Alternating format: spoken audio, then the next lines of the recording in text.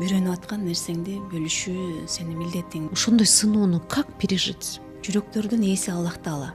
Кимдин жүрөгүн кааласа ачат, кимдин жүрөгүн каалабаса өзүнүн кахар сыпаты менен жаап коет. Как быть счастливой женщиной? Адам деген алсыз экен.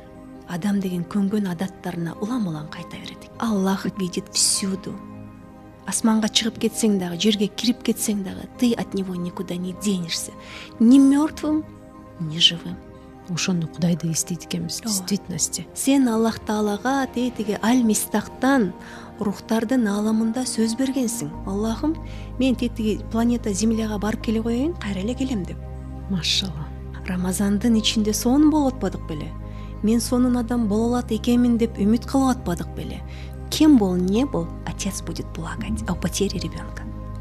Даже пророк плакал. Алейхиссалату вассалям. Это для нее такое испытание же. Экологичная ревность деген болуш керек. Анткени пайгамбарыбыз алейхиссалату вассаламдын аялдары дагы кызганган. Муж, я тебя люблю ради Аллаха. Адамдын зына кылганын далилдеш аябай оор маселелерден болуп эсептелет шариятыбызда. Акыретте ар ким өзүнүн кылганы үчүн өзү жоопкер болот.